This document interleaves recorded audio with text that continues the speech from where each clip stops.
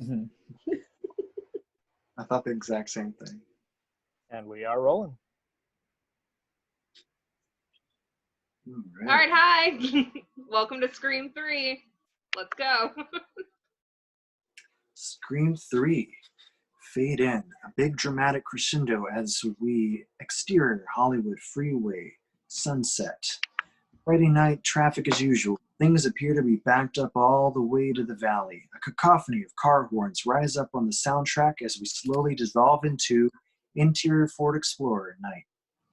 A new 99 Explorer sits in the midst of the gridlock. Behind the wheel is hot teen heartthrob and Hollywood everybody, Ben Damon. Ben is handsome, studly, in his early 20s. However, aside from being just another pretty face in the City of Angels, he's also a cocky, arrogant prick. Ben's in the middle of a heated argument on his cell with his agent, Cathy.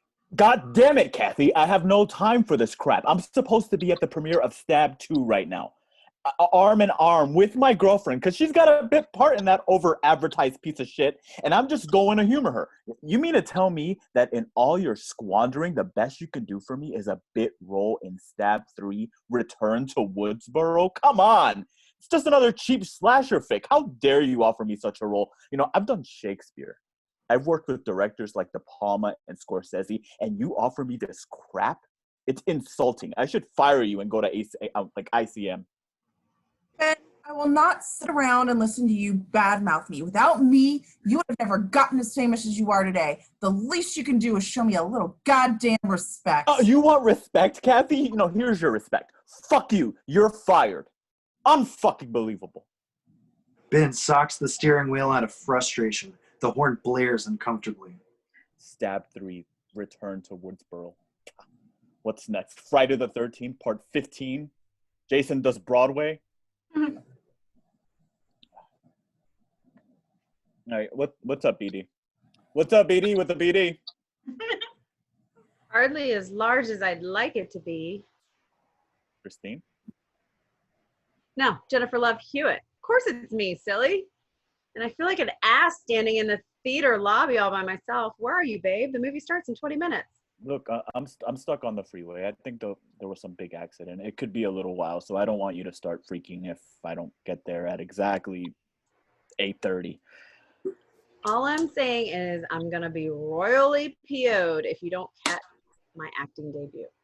Oh, I wouldn't miss it for the world. I bet you did such a great job. I did. Hun, although I got a total of 6 minutes screen time, they're the best 6 minutes of the movie. I bet they are, babe. I bet they are. Look, my battery's dying.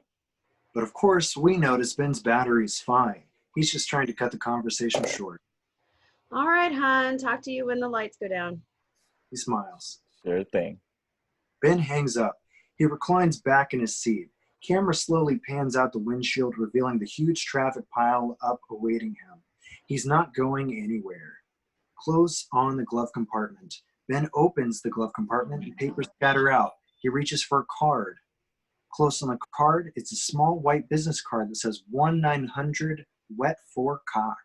Ben smiles, begins to dial out when suddenly, ring ring, the cell comes to life in his hand. Jesus. Hello? Hello. Who is this? Who is this? At this point, we know who the caller is. It's the nightmarish deep voice we've all come to know and hate from the first two films. It's never sounded so evil or so sexy. Well, what number? Well, what number are you trying to reach? I don't know. I think you got the wrong number, buddy.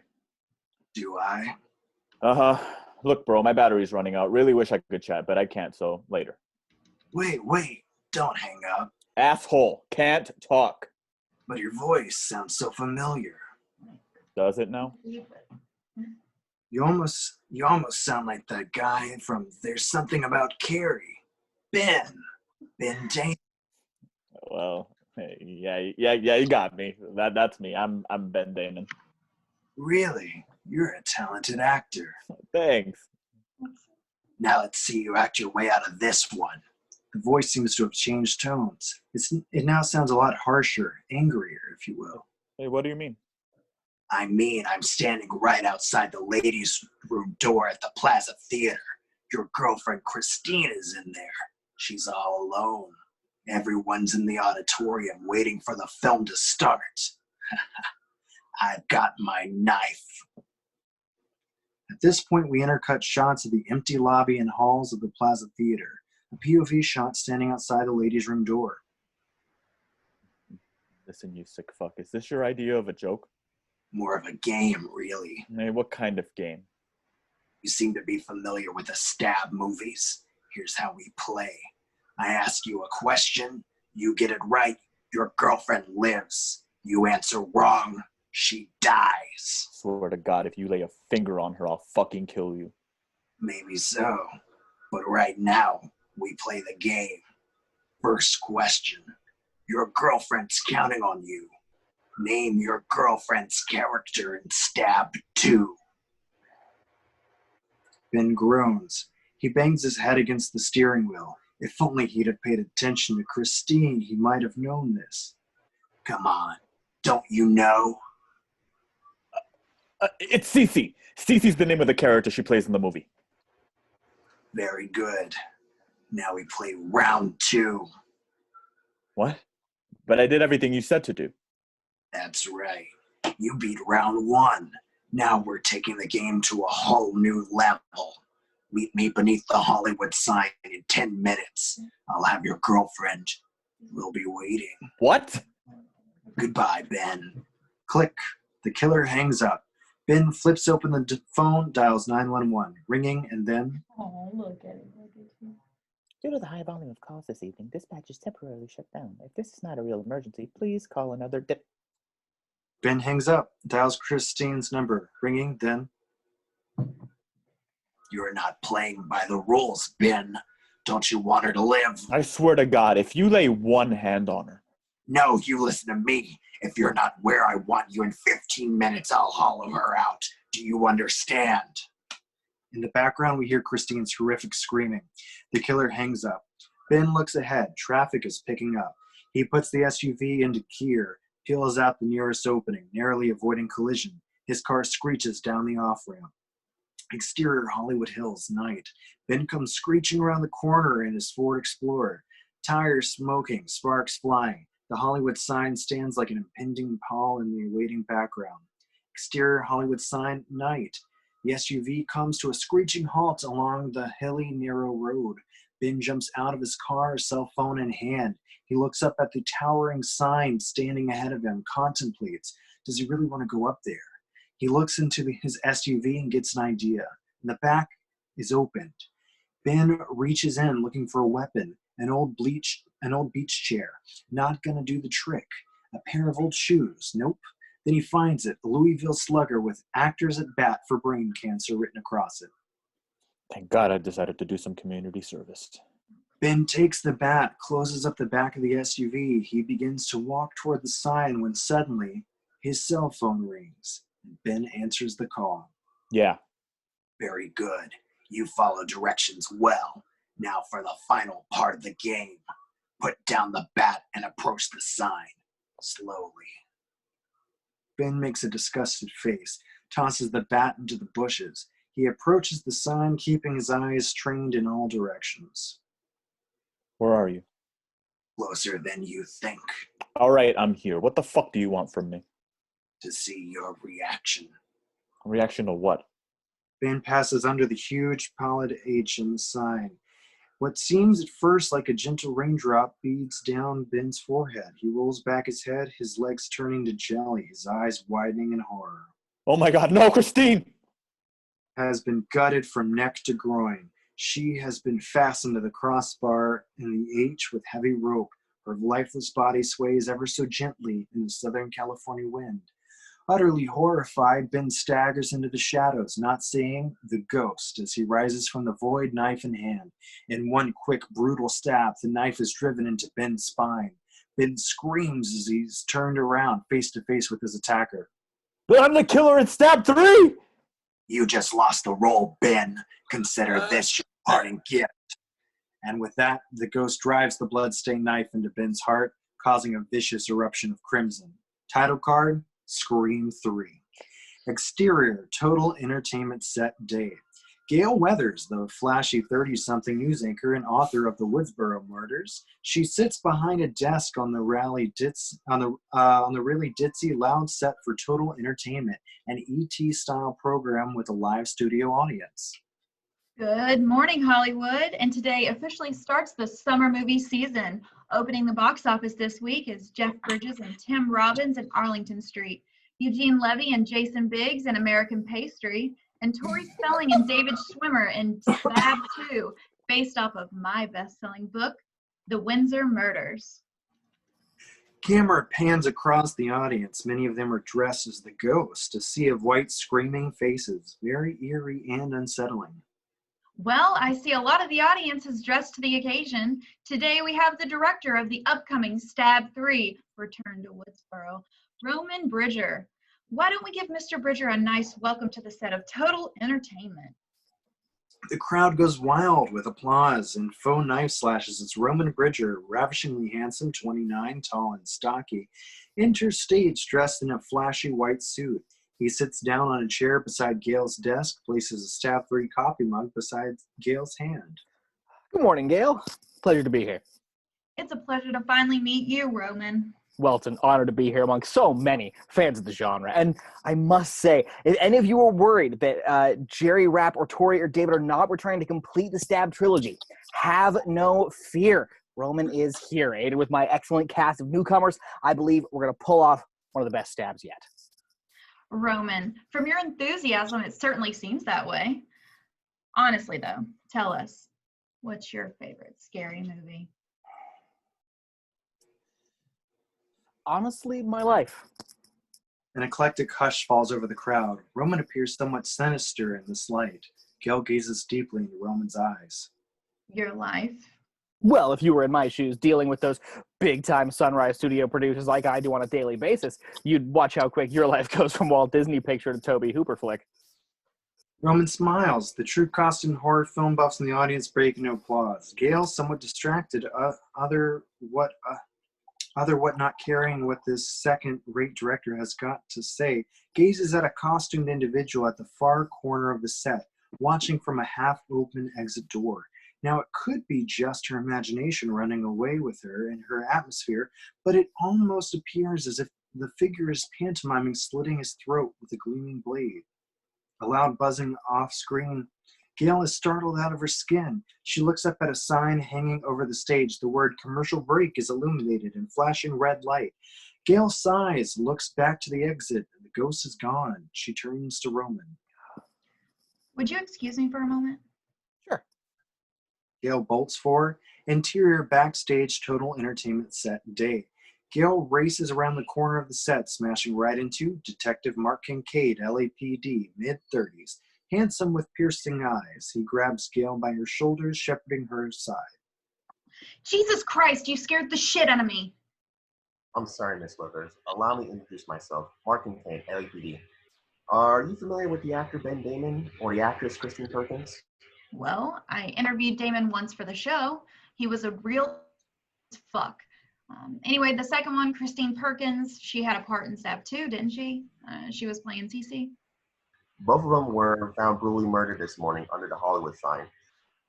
Autopsy reports haven't come back to me yet, but the bodies look like something out of one of the stab films.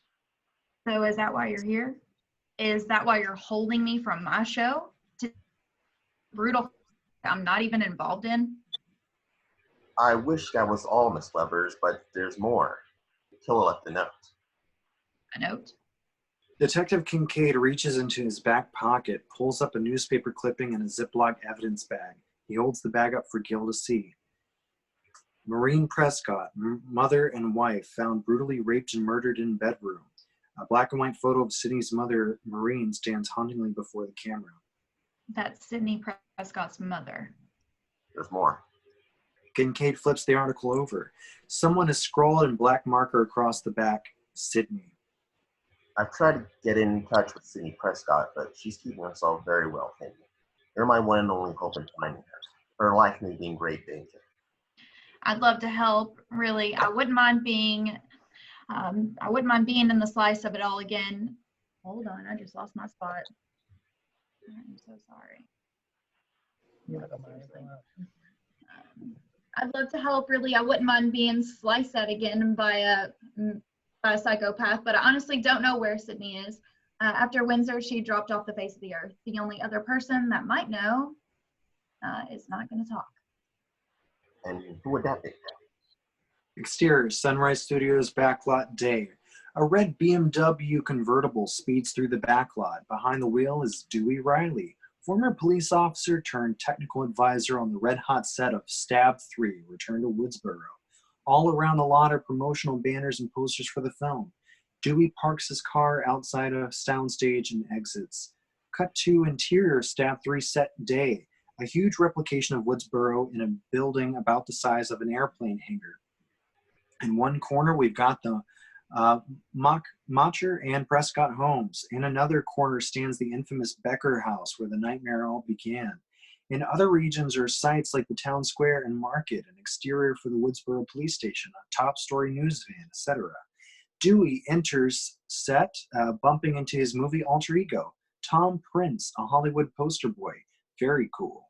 Not so debonair, a shoddy copy of Dewey at best. However, the conversation between the two is friendly, and they exchange greetings.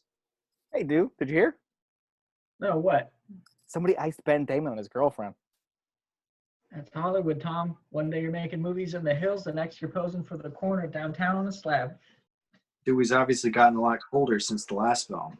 He walks past a clique of Stab 3 main cast. There's Sarah Darling, 30, playing a 25-year-old bimbo. Very hot, very blonde, and ample cleavage. Angelina Tyler, 20, extremely naive looking. She won her part in Stab 3 playing Sidney through a phone-in radio contest. She's timid with short, dark hair. Out of the entire cast, she's the closest to Sidney they got. And also the lovable Tyson Jackson, late 20s, African-American, all attitude. The three flip through pages of the Stab script conversing freely about the production. God damn it, I'm getting so fed up with these rewrites. It's like every 5 minutes there's a new script. God, and just know all this is because of Stab 2's script winding up on the internet 2 months after it wrapped shooting. And still, the film is #1 at the box office this weekend. Beat out American Pasty and Arlington Street. Jeff Bridges is getting tired. No, I think it's doing so damn well because one of its players got iced. I just hope none of us end up dead. Oh, that's right. Those poor people. God, Ben Damon was such a hottie. And that CC chick wasn't that bad either. But I'm really concerned about my safety now. What are you talking about? The murders were a completely isolated incident. Scene 32, interior, Candy's living room, night. What are you talking about, Ricky? The murders were a completely isolated incident. Would you give that script a rest? It's like a friggin' umbilical cord to you. I'm just saying, though, what if there's someone out there stalking actors, huh? Then what? There's always someone out there stalking actors. Look at that woman from the commish. Melinda McGraw? No, the other one. The one who played his wife? I know who you're talking about. Rebecca something. Yeah, I think. Anyway, point is, she had a stalker. Sonny Bono had a stalker. David Letterman had one too. So did Heather Langenkamp, Brooke Shields, Jodie Foster. Listen, Miss Ingenue, you're cheering me up too much. Give it a break. Tom walks in a frame, sits down next to Angelina. Suddenly putting his arm around her, she shoves him away. What? What'd I do? Check your cracks, sweetheart. You don't rip those two. I didn't rip those two fucks up last night. Jeez. So, what are you doing tonight? Really repulsed, Angelina gets up, races off set. Talk about moody.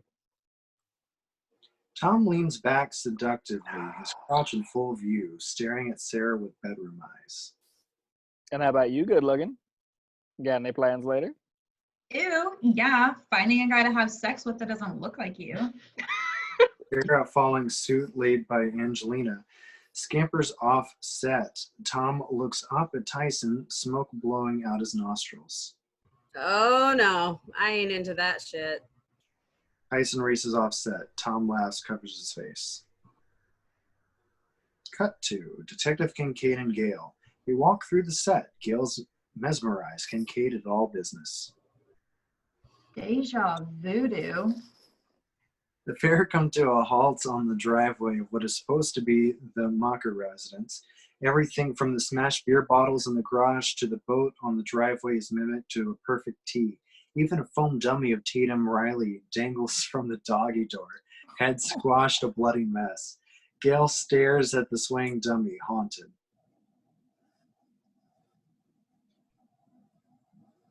Oh, is that me? I guess. Well, someone dies and Gale Weathers comes running. What a shock.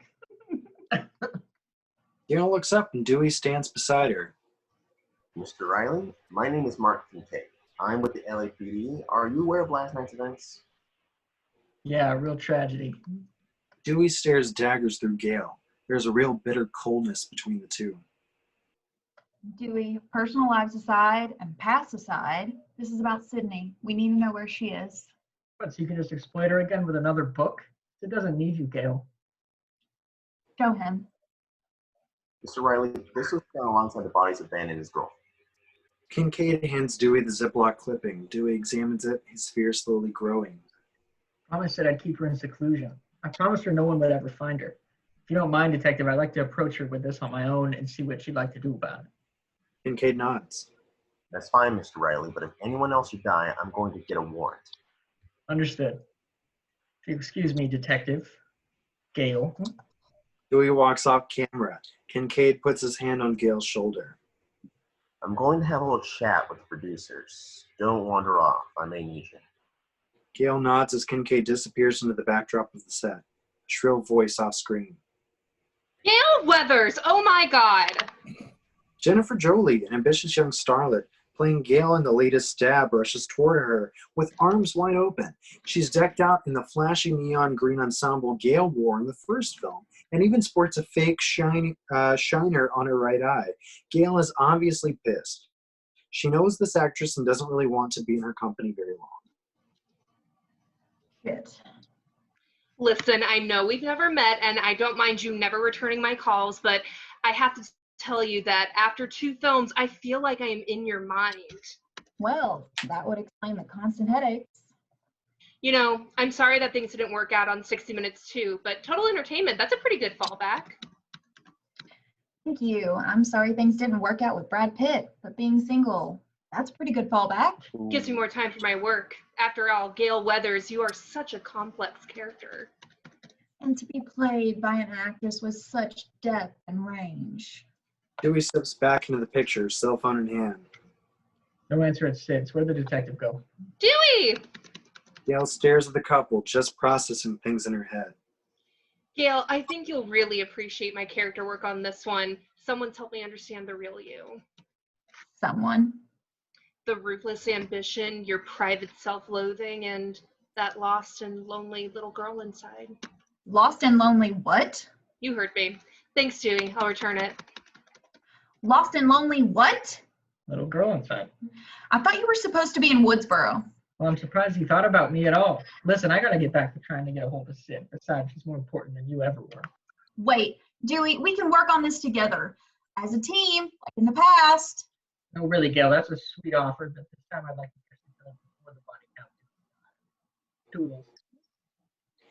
Dewey walks away, leaving Gale alone. Kincaid enters frame, talking to 2 producers. The elder, 65-year-old Buddy Sheen, a towering, hefty man with gray hair. The second, bigwig horror producer John Milton, a creepy 50-something with penetrating eyes and a menacing demeanor. The 2 talk, ignoring Gale the entire time. She's almost eavesdropping on their conversation. Oh, I know. I can assure you that security on the set will be at an all-time high. Again, the deaths are sheer tragedy. Well, I hate to see the production shut down. I myself, I'm a big Stab fan. Really? Oh, go for it. Have you ever thought about acting? You've got just the right face. I'm kind of dedicated to my job, although I do enjoy taking acting classes on my weekends. I grew up around the studios anyway. I know my way around. My uncle was a screenwriter for Paramount. Really? What was his name? Before Excuse me, Kincaid can finish, Gale butts in. Like I just did. Off my game. Excuse me, detective. I think we have some business to attend to. Gale Weathers. What are you doing here? No press on the set. No press. No press on set. Get that woman out of here. Yes, Miss Milton. No, Miss Milton. Miss Webbers is with me. Milton nods his head, flags down the guard. He walks away. Well then, I guess I'll be leaving then. Oh, come on. Why the hostility? Listen, Lois Lane. I love your show and all, but last month I happened to catch your little segment on me and how my wife left me because I'm a sex addict who enjoys screwing 15-year-old girls. It was a real eye-opener my lawyers are still thinking about bringing to your superior's attentions. They're the ones who approved it. Milton storms off camera, Buddy following close behind. Gale looks up at Kincaid. All right, Kincaid. Now where to? I go to the police station and do my job, and you go back to being Gale Webbers. Oh, I thought you wanted me to stick around. Look, Miss Webbers, if there's a problem, give me a call. Here's my card. I'm always there. Kincaid hands Gale his card, begins to walk out of the building. Well, shit. Can I even get a ride home? Sidney Prescott, the stoic survivor, now 24.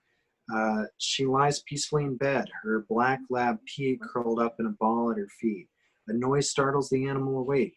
It sets off the bed, barking hysterically at the bedroom window. Sidney awakens.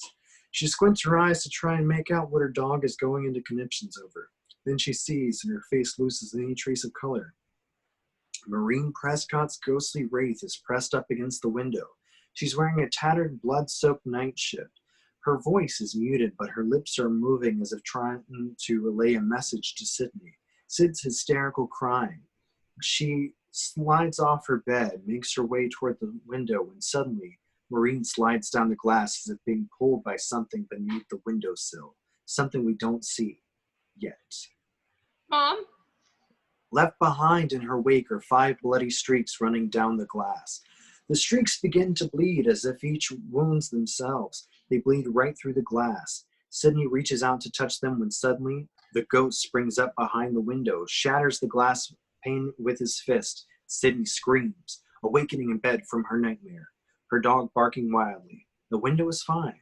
Sidney crawls out of bed, disappearing out of the Cut to interior Sidney's bathroom night. Sid's washing up at the sink. She wipes the tears from her eyes. She shuts off the running water, looks up into the mirror. Her demeanor definitely shows the wear and tear of all that's happened to her in her past.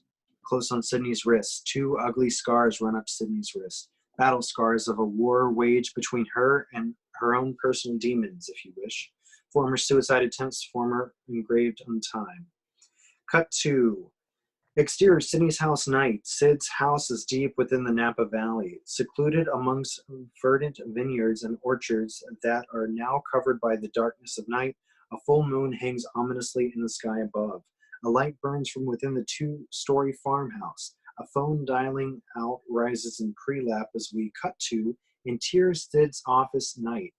Sid sits in a cluttered office. On the wall hangs a poster for The Fall of Troy, her play from Scream 2, and a poster proclaiming women's rights with California Women's Crisis Center written beneath that. A 3-ring binder with the cover boasting California Women's Crisis Center is thrown open. The phone Sid puts on a headset dials a number, ringing. This is Laura in Monterey reporting in for work. I'll be the All right, operator. Laura. Oh, I'll patch you right into a call. Just kind of like hover around. Yeah, 18. Okay. And a click. A woman's voice comes on the other line. It sounds very familiar. Hello? Yes, hi, I'm Laura. I'm a trained counselor. How can I help you? Laura, I think I just killed somebody. Are you sure? Uh-huh, I'm sure. I've killed someone. Oh my God, I've actually killed someone. Well, then the people you need to call are the police. No, I need to call you. Just you. I'm sorry, your voice. Don't you want to know how you can help, Sidney? Are you listening to me? Huh? Who the fuck is this? It's your mother, Sidney. Now be a good girl and turn on the news. Do it. Sid reaches for the remote control, flips on a small TV lying across the office. And on the TV, a reporter stands with the Hollywood sign in the background. The mutilated bodies were discovered late last night by the LAPD. Prominent actor Ben Damon was slated for a role in the upcoming Stab 3, Return to Woodsboro. Sidney shuts off the TV as a familiar voice cuts through the din. Do you think it's over, Sidney? Do you? What do you want? I want to finish what I started. I want to finish the game. You sick fuck. I'm tracing this call as we speak. The police are gonna nail your ass. Let them try. You'll never find me. I've already gotten away with murder before. For instance, Maureen Prescott. No, you didn't kill my mother. Billy Loomis and Sue Mocker did. So you think, Sidney? So you think it's all been building up to this, Sid? Every stab, every scream, every ounce of blood that's been spilled has all been leading up to this moment. Welcome to the final act. The final act? Well, let's play, asshole. No, we play in my court this time.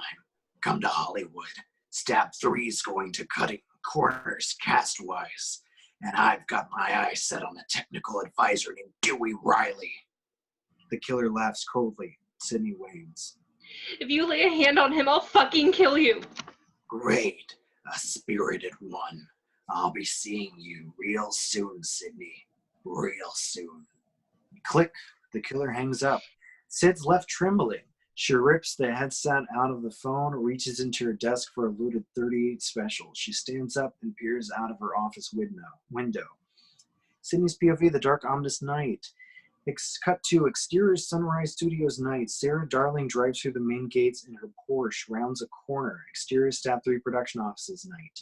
Sarah parks outside the production offices, gets out of her car. In killer's POV, watching from the rooftop, Sarah approaches the dimly lit offices. Interior Stab 3 production offices night. Sarah steps into the office. It's desolate, silent. All over the place are promotional items, standees, posters, banners for Stabs 1 through 3. Sarah passes a big cardboard ghost. Stab 3? Oh God, I've got to get myself a better agent. Sarah walks down a hallway. Anybody home? Sarah passes Roman Bridger's office. It's half open. Doubt that. Anyone here? Sarah continues further down the hall when suddenly Tyson comes reeling out of a doorway, a huge knife jutting out of his back, blood trickling down his mouth. Sarah lets out a blood-curdling scream while Tyson breaks into hysterics. Stan! My man does great work. Stan, a bearded, middle-aged makeup effects guy, steps out behind Tyson, slaps him a high five. Thank you very much.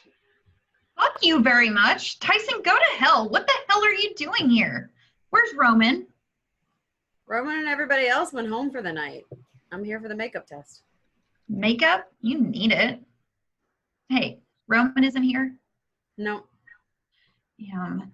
He called my roommate and told her he had some important things he wanted to go over with me in his office tonight. Yeah, I bet. Stan pantomimes the blowjob gesture. Tyson laughs, slaps him another high five. Sarah makes a disgusted face as the two men leave the offices. Sarah sighs, ducks into Roman's office. Interior Roman's office night. Roman's office is a clutter of old movie memorabilia. Sarah plops down behind Roman's desk, admires his old Transformer toys and 2 brass music video awards. Sarah examines the award. For honorary field of directing and cinematography in music videos. How to the point. The phone rings, scaring the shit out of Sarah. She drops the award, causing it to smash against the edge of the desk, snapping the head clean off. Sarah hesitates and answers the call, putting it on speakerphone. Oh, shit! Hello? Director's office. Sarah, it's Roman. I'm sorry, I'm running late. I'm still on the 405, about 10 minutes away. Oh, it's no problem. I'm just looking at your music video awards.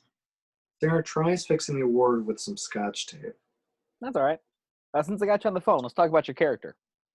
What character? I'm Candy, the chick who gets killed second. I'm only in 2 scenes. You're not happy with your part. I'm not happy that I'm 35 playing a 21-year-old. I'm not happy that I have to die naked. And I'm not happy that my character is too stupid not to have a gun in the house after her boyfriend's been cut into McNuggets. Uh-huh. Great. So let's run the lines. Fine. Page 22. Candy's big moment. Page 22. Ring, ring. Hello. Hello. Who's this? Who's this? This is Candy. Hang on. Let me go get some clothes. See, I don't understand why I have to start the scene in the shower. The whole shower thing's been done. Vertigo, hello. And I mean, my boyfriend just died. Why am I showering? Why don't we just read the scene? Candy. Is that like candy cane or candy apple? Whatever. Come on. Who is this? I think you have the wrong number. But you know my favorite name? I'm hanging up right now. It's Sarah. Roman, that's not the line. It isn't my script. Has there not been another goddamn rewrite? How the fuck are we supposed to learn our lines when there's a new script every 15 minutes? It's not just a new script. It's a new movie. What? What movie? My movie. A pause, then a familiar dark-natured noise enters our ears, the killer's sinister voice. It's called Sarah Gets Sliced Like a Fucking Pig. Still in character, Sarah. Sarah tosses down the phone, bolts out of the office. Interior, hallway, night. Sarah stops in her tracks. Through the smoke glass in the front door, she sees a shape approaching. She screams, spins around, runs for the prop room. Interior, prop room, night. Sarah locks the door, backs up right into an army of ghosts. At least 30 ghost costumes dangle from hooks on costume racks. Sarah catches her breath, dives into one of the racks. She pulls up her cell phone, starts to dial. Interior, Staff 3 production offices, night. A security guard opens the front door, pokes his head into the offices. Mr. Bridger, I'll do it. No answer. The guard nods, backs out of the offices, locking them with Sarah and the killer inside.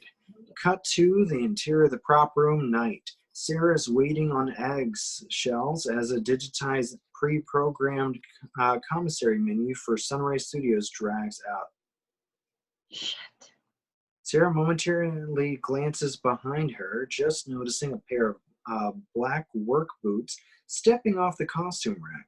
Before Sarah has a chance to scream, the ghost jumps down and shoves the rack hard, sending a screaming Sarah into the next room. She goes flying out, slamming into a metal table covered with prop weapons. The ghost stomps into the second prop room, knife raised. Sarah leaps up, starts to chuck the prop knives at her attackers, screaming furiously. The prop knives hit the ghost and bend as they bounce off his body and onto the floor. The killer shakes his head angrily, stalks towards his prey. No, no, no! The ghost drives his knife into Sarah's chest once, twice, delivers a final killing blow to her Adam's apple. She staggers forward. Her killer grabs her by her long buxom hair and hucks her into a glass door.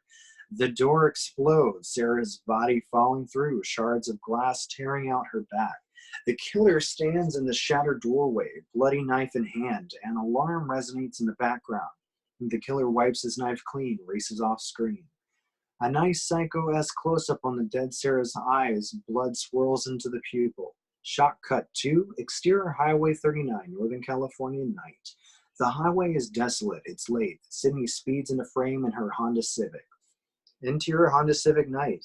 Sidney tapping her thumbs nervously against the steering wheel as an eerie song filters off the radio. The only light comes from the unsettling neon green digital clock radio readout. Sidney increases speed. Exterior highway, night. Sid passes up a road sign indicating Los Angeles, 64 miles. Exterior Sunrise Studio, backlot, night. The lot is crawling with police vehicles. Interior, Staff 3 production offices. Kincaid and Gale stare at Sarah Darling's corpse as it's zippered up into a black rubber body bag and carried off by forensic technicians. That's stab 3, Miss Weathers. Looks like we're going to be getting a warrant to speak with Miss Prescott anyway. Shit. Sarah Darling. I interviewed her too. God, it's happening again, isn't it, Detective?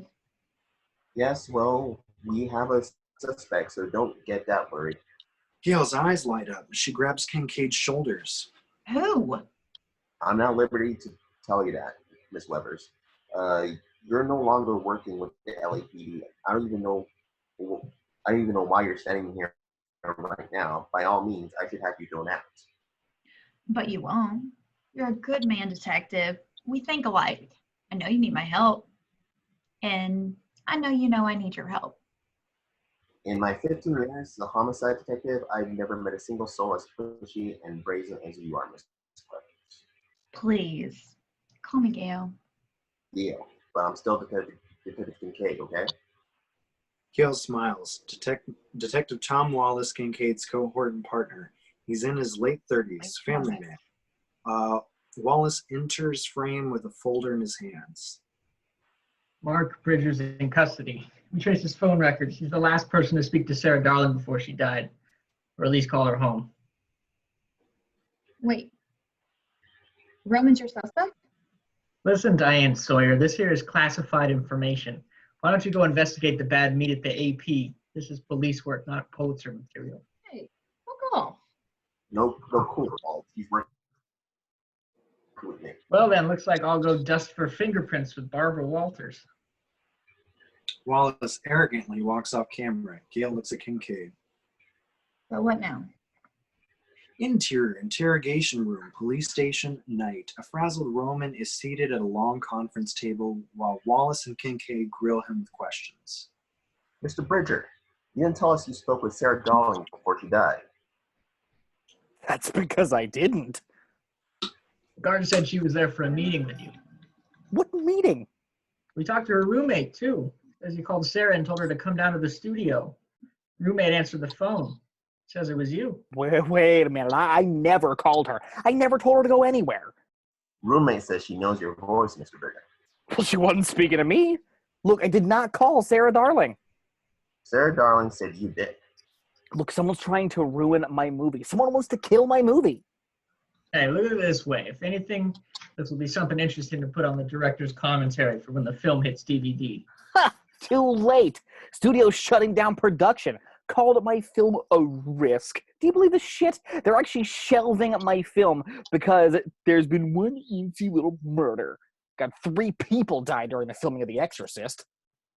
Well, I doubt they were stabbed to death, and I strongly doubt that the killer of them left messages on the scene for the police to find. Camera pans through a two-way mirror into the interior viewing room, police station, night. Gale and Dewey stand, gazing through the two-way mirror. Roman can't see them. They watch nervously. Found another note? Uh-huh.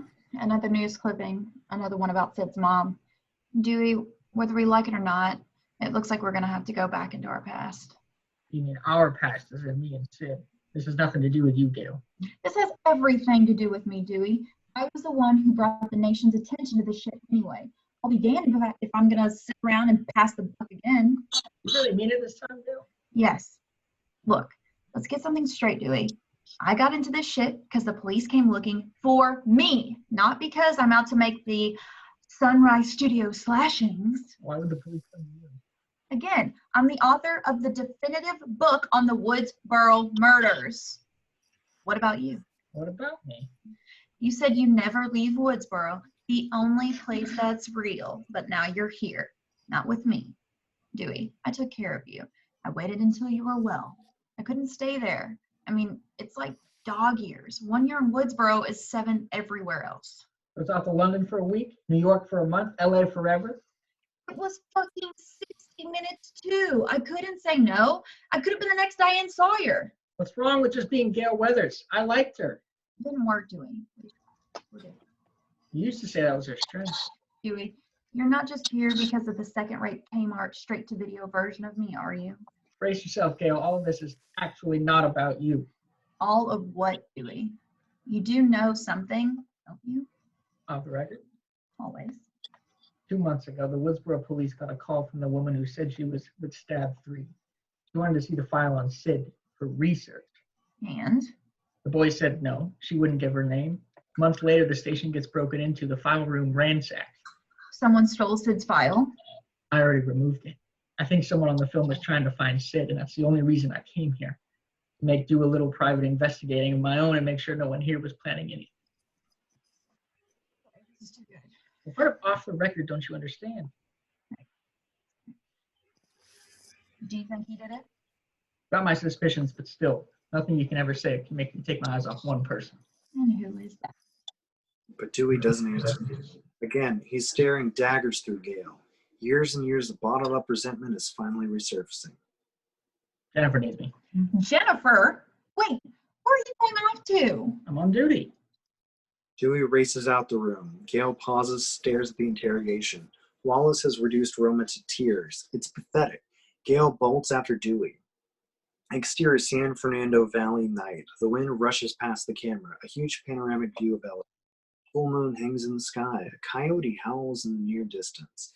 Exterior Jennifer's house night. A nice low ranch tucked away in the valley. Dewey rolls up Jennifer's driveway in his truck. Gale follows behind in her VW Jetta. Stop following me. I happen to work for the police, goddammit! You're not a detective. You're not a detective. I mean, Neither okay. of you. Gale, your engine's still running.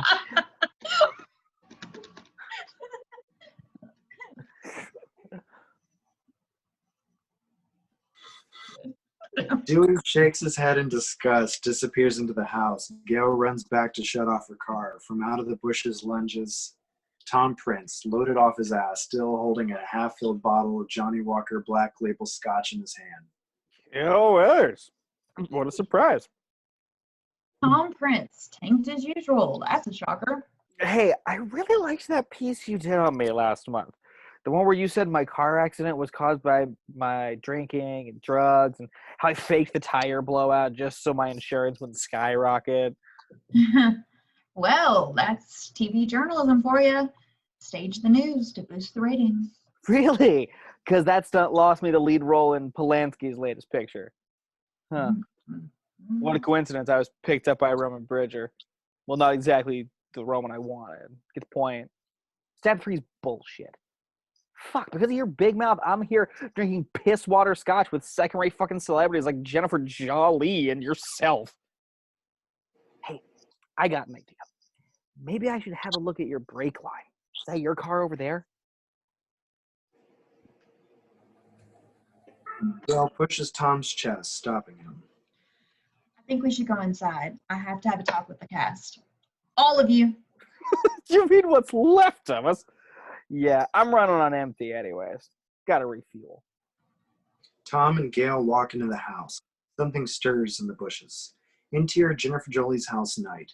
Gale and Tom enter. Jennifer is crying hysterically in Dewey's arms. She sees Gale, looks up with anger written all over her gaudy, over-rough face, her makeup running in a comical almost homage to Mimi on the Drew Carey show. You! How can I ever get any fame playing you? What is she rambling about now? What's wrong with Jen? You see yourself as one of those USA Network winners you did and realize how badly you suck at acting? God damn you, Gale Weathers. Don't you see? The killer is choosing his victims as they die in the script. Ben Damon's character was the first one to get offed. So was his girlfriend, but she wasn't cast yet, so his real girlfriend was killed. Then Sarah Darling's Candy, and now me. Wait a second. Whoa, calm down. Number one, there were 5 different versions of the script given out. Ben Damon was given a fake script because he was the only one being offered the role. It only had fragments of the real scenes from the actual script. And what? I die in Stab 3? Everyone is silent. Dewey nods his head. Gale rips the script from Jennifer's hands. And I die naked? This is complete bullshit. Who wrote this piece of crap? I know, right? It was kind of weak. That's because Will Kennison only wrote a rough treatment of it. The script was written by some new guy. He wrote Arlington Street. Still, that was a way better movie. I saw it at the premiere last week. What the hell am I getting sidetracked with this shit for? We've got to get down to business. A teary-eyed Angelina Tyler rises up from the couch, approaches the group. Are you talking about? Because of this shit, I'll probably never act in a Hollywood film again. Tom throws his arm around Angelina, squeezing her tightly. Hey, good looking. You play your cards right, I may be able to sit you down on my casting couch and try you for a few films with my production company they're working on. How do you feel about doing a Deep Throat remake? Huh? Angelina squeals with disgust, elbows Tom, racing out of the house. Tom groans and follows after. I'll be right back. Exterior, Jennifer's house, night. Tom walks out into the darkness, looks around. Angelina's nowhere in sight. Angelina! Hey, where the hell? I was playing. Hey, look, I can really get you a bit part.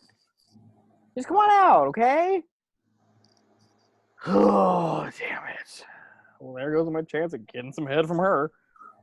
Tom whips out a joint, pops it in his mouth. He lights it, walks around the side of the house. A noise catches his attention, a low, muffled squealing. Angelina! Tom turns to a guest house. The door is half open, darkness spilling out. Tom smirks, steps inside. Interior guest house night. The entire small interior of the guest house, Dewey's living quarters, is blackened by the night. Tom cockily walks about, not noticing one of the black shadows peeling off the wall. It's the ghost. Angelina? Tom stomps in his tracks. He looks down. Lying in a pool of blood at his feet is Angelina Tyler.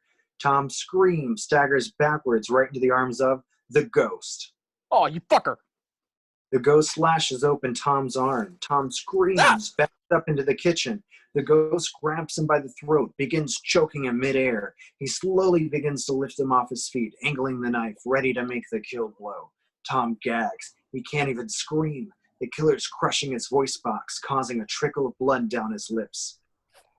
The ghost brings the knife down, piercing Tom's heart, pinning him to the closet. Tom kicks around for a moment before finally going limp. The ghost steps back, admiring his work. Interior Jennifer's house night. Jennifer, Gale, and Dewey are pacing around nervously. Shit. Where the hell are Tom and Angelina? I don't know. Screw them. Look, what's important is that we stick together, no matter what. If anyone is next, you or me, Jen. What about Sidney? What about her? Suddenly, a knock at the door. The three are startled. Dewey looks at the front door. Maybe it's Tom or Angelina. I'll get it. What if it's the killer? Oh, use your brain, drama queen. Do the killers ever knock on the fucking door? Ever see Jason do that one, burying an axe in some big titty blonde head? Or maybe Michael or Chucky, huh? Jennifer sticks her tongue out at Gale. Dewey reaches into a holster tucked away under his jacket, drawing up his 9mm.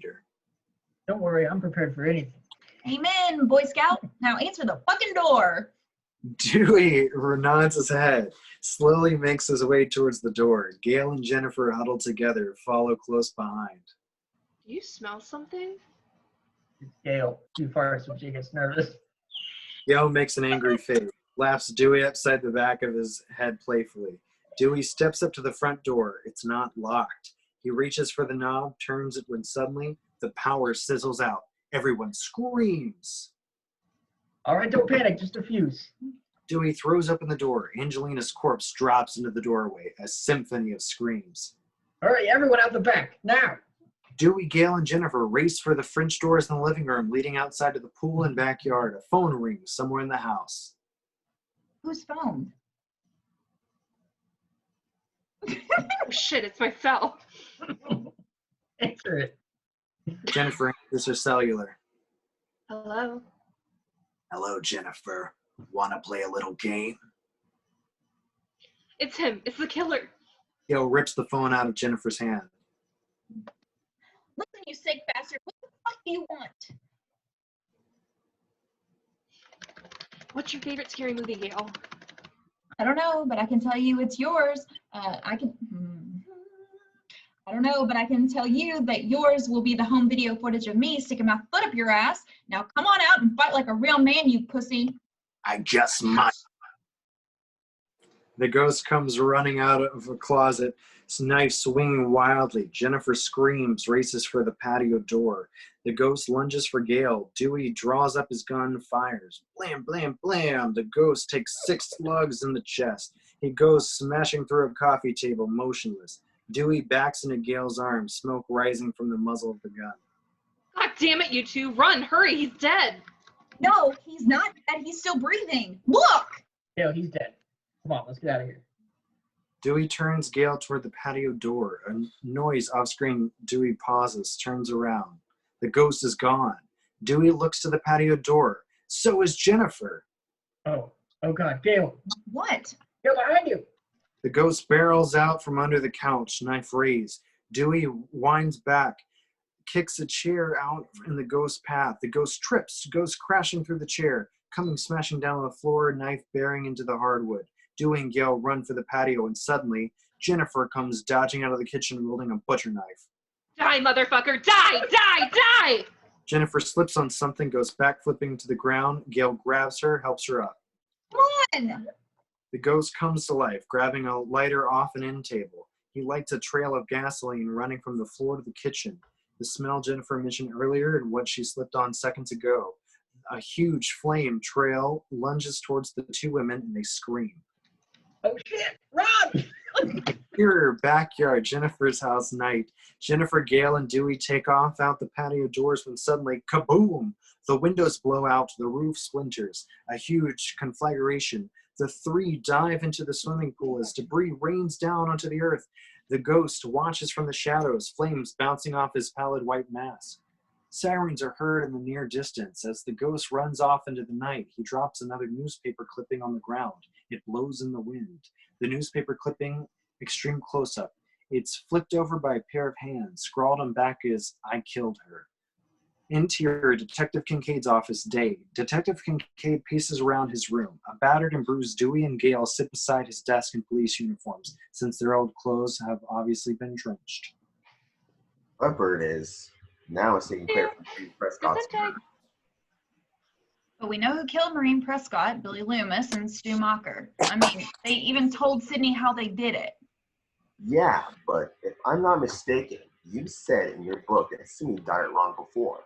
She accused Cotton Weary of murdering her mother, and he was sent away for it. Maybe there's a third killer. Sidney might know something. Kincaid's eyes appear as if questioning Dewey. I told you I don't know where Sidney is. And even if there was a third killer, Sidney doesn't know about it. That is for me to decide. I need to talk to her, Mr. Weapon. She is a key element in this case. I have a press conference in an hour, and I need to explain why there are 4 dead celebrities. 4? There are 5. Ben Damon, Christine Perkins, Sarah Darling, Tom Prince. That's 4. Last time I learned how to count. What about, oh my God. Oh, what about Angelina? What about Angelina Tyler? She was there too. Police are still searching through the debris. It could be days before we find her. That is, if she's even there. Kincaid seems to be getting a morbid charge out of all this. He smirks ever so nefariously at Dewey. Okay, look, we all know this has to do something with Stab 3. What we don't know is why the killer keeps leaving articles about Maureen Prescott. Actually, there's more to this time. This time, we found a picture too. What? Kincaid holds up a second Ziploc evidence bag. Within is a blurry 5x4 of Maureen Prescott exiting a motel room with Cotton Weary. Kincaid turns it over. Also written on its back is, "I killed her." Before you jump to conclusions, the man in the picture, Cotton Weary, is out of the country on business. His alibi checks out. Since he's got a TV show in Australia, 100% Cotton. It's mostly the biggest thing down under since Yahoo Serious, but that's besides the point. Oh, sorry, go. Say it again. What does this have to do with Sid? Who knows more about Maureen Prescott than her own daughter? Sid's dad couldn't help you. He was married to Maureen. Oh, what's your problem? Last night you were almost charcoal. You gonna help us or what? Do you want to have this conversation with a polygraph? Is that a threat, detective? When it's a threat, you'll know it. Is that a threat? Boys, why don't we compare our gun calibers later? The issue is Maureen Prescott. Wrong. This issue is Sidney Prescott. And either Mr. Wiley is going to obstruct justice or is going to put me in touch with her. So where is she? Interior, hallway, police station day. Dewey is on his cell phone. Hi, you've reached a machine. Leave a message. Talk as long as you like. Sid, it's me. This is the 6th time I've called. Please pick up. I want to make sure you're okay. Sid! Dewey! The two run into each other's arms, embrace tightly. What are you doing here? I told you to stay hidden. It's not safe for you up here. Well, it's not safe for me up there either. The killer found me, Dewey. He called me last night. What? I figured I'd be safe if I was at least up here with the people I care about. Now, where's this Kincaid guy the news is talking about? I found this place from a Fox 5 TV news report. Follow me. Dewey walks Sid into Kincaid's office. Interior Detective Kincaid's office stay. Detective Kincaid? What, Riley? There's someone here who wants to help. Oh my God. Sidney, you ran fast or what? Hey. Hi, Gale. I'm glad you're all right. For a change, instead of exchanging a fist, the two share a warm hug. Thank you. So this is Detective Kincaid. Nice to finally meet you, Sidney. The killer called her. What? When? What did he say? Oh, you know, the usual small talk. What's new? How you been? How you want to die? Sidney, do you have any idea how he could have gotten your number? You could have monitored the calls on scanner. Did you call her from the set? No. Do you have her number stored in your memory? Phone memory. Oh, yeah, I guess I do. Has anyone else ever used your phone? Just Jennifer. And you. Hey, I'm the cop. You're in my office, Riley. Sidney notices the clippings on the photograph of Maureen. The killer leaves a newspaper clipping at each murder. Sidney, recently he's also left a photo of your mother. Why didn't you tell me? This is my mother, Dewey. Why didn't you say something? I was afraid they were bait. Something to, trick you out of hiding. Listen, Detective, I want to see the studio where all this shit's been going down. Are you sure? Absolutely. Exterior, Sunrise Studios backlot day. Kincaid and Dewey's cars drive through the lot. They drive over towards a row of trailers and park. Kincaid disappears to do something else while Gale, Dewey, and Sidney get out of Dewey's truck. All right, Sid, over there is the Stab 3 production offices. That's where Sarah Darling was murdered last night. What a waste of silicone. What does my mother have to do with what does my mother have to do with all this, Dewey? We're a long way from Woodsboro. I'm sorry, it's so shitty. We're a long way from Woodsboro. A figure lunges out of nowhere, startling all three of them. It's a young, scrawny goth girl in heavy makeup. This is Karen Kolchak, 22. She holds something in her hand. A videotape marked Scary Movies 101. My God, Karen, you scared the shit out of me. What are you doing here? Who's this? Karen Kolchak from Woodsboro. She was Randy's only girlfriend. Ever. That's me. First and last. Hugs Karen. So does Dewey. It's been a while. You still working at Bradley's? Nope. They opened up a Hollywood video down the street. It pays better. Anyway, I'm here because I heard on the news about the murders and, well, I found this while reading through Randy's things. Karen holds up the video. Close up on a video monitor. Screen flickers to life, revealing face of Randy Meeks, dearly departed video geek from Scream 1 and 2. Told you I'd make a movie someday, huh? Trailer studio lot day. Sidney, Gale, Karen, and Dewey are gathered around the inside of the small, cramped trailer watching the tape. Oh my God. Well, if you're watching this tape, it means, as I feared, I did not survive the killings here at Windsor College. Anyway, the reason I'm here to help you is so that my death will not be in vain, that my life's work, well, it will help me save some poor soul from getting mutilated. If this killer does come back, well, there are a few things you got to remember. Is this simply another sequel? Well, if it is, some same rules still apply. But here's a critical thing. If you find yourself dealing with unexpected backstory or the preponderance of exposition, and the sequel rules do not apply, because then you are not dealing with a sequel. You are dealing with the concluding chapter of a trilogy. Trilogy? That's right. It's a rarity in the horror field, but it does exist. And it's a force to be reckoned with, because true trilogies are all about going back to the beginning and discovering something that wasn't true from the get-go. Godfather, Jedi all reveal something that we thought was true wasn't true. So if this is a trilogy you're dealing with, there are some super trilogy rules. One, you got a killer who's going to be superhuman. Stabbing him won't work. Shooting him won't work. Basically, for the third one, you got to cryogenically freeze his head, decapitate him, or blow him up. Number 2, anybody, including the main character, can die. This means you, Sid. Sorry, but it's the final chapter. It could be fucking Reservoir Dogs by this time the thing's through. Number 3, the past will come back to bite you in the ass. Whatever you think you know about the past, forget it. The past is not at rest. Any sins you think were committed in the past are about to break out and destroy you. Number 4, never, ever, under any circumstance, and go off running by yourself, because if Friday the 13th has taught us anything, it's that the next time we're going to see you, you're going to have a fence post jutting from your back. So, in closing, let me just say, good luck, Godspeed, and for some of you, well, I'll see you soon, because the rules say some of you ain't going to make it. I didn't. Not if you're watching this tape. Exterior Sunrise Studio backlot day. Sidney and Karen are hugging. Thanks, Karen. You be careful. Don't worry, Sid. I got tickets to see Family Feud. I did have a somewhat ulterior motive for driving all the way down here. Karen smiles. She hugs Sidney one more time and scampers away. I've got an idea.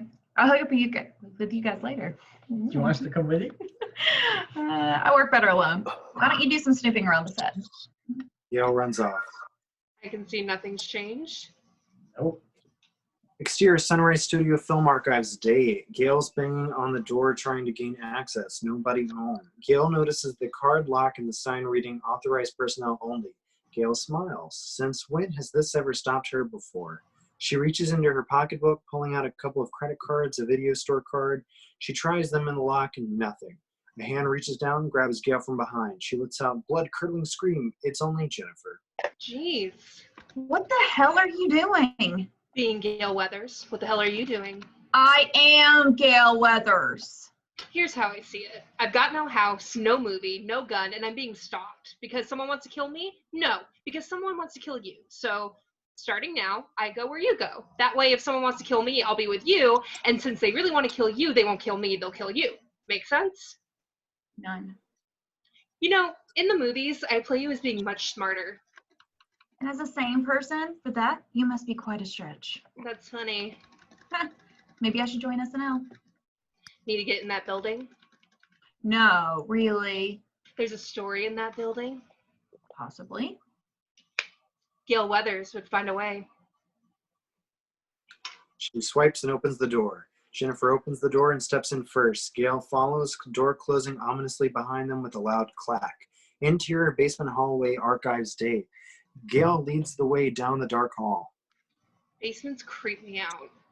Really? You know, you make a fascinating interview. Lifestyles of the rich and psychotic. Look who's talking, moneybags. You got more homes than I do. Oh, I wish I got that one on tape. It'd put a smile on my face every time I'm down. Bitch. The two turn the corner, stepping into interior clerical area archives day. Bianca Bernadette, an aging former actress in her late 40s, early 50s, sits behind a desk doing paperwork. Sensing someone else's presence, she stops what she is doing, looks up at Gale and Jennifer. Help you. I'm Gale Weathers, author of the Woodsboro and Windsor College Murders and anchorwoman for Total Entertainment. Maybe you've heard of me. Bianca shakes her head no. I don't watch TV. I hate books. What do you need? Does the name Maureen Prescott sound familiar to you? Nope. Well, can you tell me if the woman in this picture looks familiar to you? Gale reaches into her pocket, slams down the picture of Sid's mom on Bianca's desk. Bianca looks up, totally unenthused. Listen, honey, nobody has access to those files except studio execs. Can you please go away now? Well, if you won't work for me, will you work for the president? Gale slaps a $20 bill on the desk. Bianca looks up, a bit insulted, slides the money back. The president of the studio? $20? Who are you, Nancy Drew? Jennifer turns to Bianca, slides off her ring. She slams the ring onto the desk. It's absolutely stunning. Go ahead. It's worth $3,000, easy. My Gale Weathers will stop at nothing to get the story. How can Bianca resist? She smiles, takes the ring, slips it on her finger. Follow me. Gale reaches for her 20. Bianca slaps her hand, takes it, folding it up, sliding it between her cleavage. Interior, file room, archives, day. Sorry, I'm stuffing money in my boobs.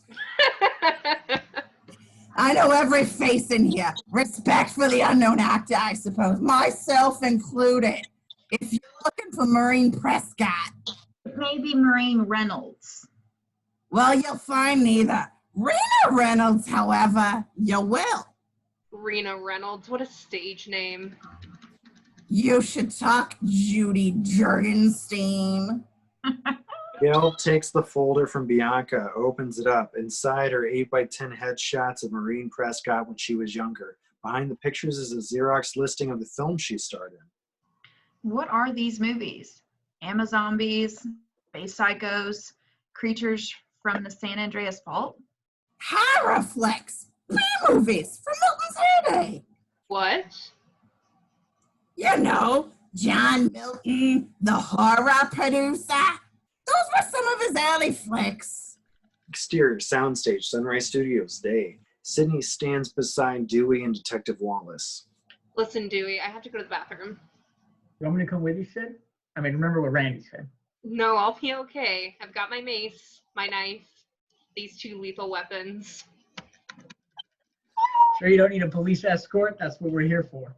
No, really, I'll be fine. Dewey and Wallace nod. Sid begins to walk towards the soundstage. I'll be right back. Interior, ladies' room, soundstage building, day. Sidney stands at the sink washing her face. She shuts off the water, reaches for a paper towel, when suddenly something catches her ear, almost as if a man's whispered her name. Sidney. Sid turns around and stares at the empty bathroom. Hello? Anyone there? Silence. Sid reaches into her pocketbook, draws out a gravity knife. She flips open the blade, crouches down on her knees, scanning the row of stalls for feet. What a relief, none. Sid smiles, dismisses what she thought she heard when she sees the rumbling air conditioning unit. Sid goes back to drying her face when suddenly, Sidney. This time it's apparent. There's somebody else in the bathroom. Sid begins to make her way towards the bathroom door when suddenly, wham! A stall door flies open, the ghost charging out at full force. Sid hits the deck, sliding across the floor, deflecting the blow from the knife as the killer buries it into the sink counter. Sid races for the door, killer hot on her trail. Suddenly, wham! The storage closet door flies open and a second ghost comes charging out, knife gleaming. He dives for Sid. Sid takes up her knife, buries it in her attacker's shoulder. The ghost goes reeling back into the closet. Sidney slams the door closed on him. She dives for the doorknob when suddenly the first ghost comes running back at her. She ducks as he swings his knife, bearing it into the bathroom door. Sid bolts across the bathroom towards a tiny window in the far corner of the ceiling, using the trash as a booster. She leaps up, slides open the window, and dives out, just as the deadly pair of attackers come back for more. Exterior, studio lot, day. Sidney comes charging around the corner of the soundstage building. She looks up, realizing she's just ran herself into a dead end. Shit. Bam! An exit door flies open. The ghost comes charging out. Sidney screams, runs for a wooden fence. She begins to scale it, dropping over on the other side just as the killer pierces through it with his knife. Sid takes off, running for Wallace and Dewey. On Wallace and Dewey, hearing the screams, spin around, drawing out their guns. Wallace looks at Dewey. Don't worry, I've got a permit for it. Jesus Christ, Dewey, help me. They tried to kill me in the bathroom. The killers. Wait a second, killers? There's 2 of them now? Ah, shit. Wallace whips out his cellular, dials a number. Sidney falls into Dewey's arms, collapsing like a house of cards, crying hysterically. Yeah, this is Wallace. We got a problem down here on the Sunrise Studios lot. No, not another one, at least not yet. Yeah, we've had an attack. Do you need medical assistance? No. Oh, really? All right, see you in a minute. Wallace closes up his phone. What? Well, I'll just turn back. Well, I got some news in a way. Roman Bridger didn't make those calls to Sarah Darling. Police let him go. Here's the bad news. The cellular was cloned. It's untraceable. We now have no suspects. No. Dewey and Sidney turn around to see an excited Jennifer and Gale race into frame. Hey, what happened? Never mind. What did you find? We did some researching in the archives. Sid, something dawned on me when I wrote that book on your mother's murder. For 2 years of her life, 1969 up until 1971, she basically disappeared off the face of the earth. What are you talking about? We found out where she went. She was an actress, Sidney. Minor B movies, but now we have a new suspect in this twisted fucking web. John Milton. Head of the studio? It makes sense, doesn't it? It's his big grandiose swan song from the genre. What better way to end it with the bloodbath? Sidney, what happened? I was attacked in the bathroom. Well, should we be investigating the bathroom? I'm waiting for backup. I don't care bullets in my gun unless I know where I'm going to use them. Dewey nods suspiciously. Kincaid comes rushing into frame. Jesus Christ, Sidney, what happened? I've got a call on my cell from home. They told me that someone was attacked. What made you think it was Sidney? Sid, get in my car. You're coming back to the station with me. We're safe. Dewey, Jennifer, I think we should pay John Milton a little visit. Agreed. Interior, John Milton's office day. Milton's on the phone with Roman.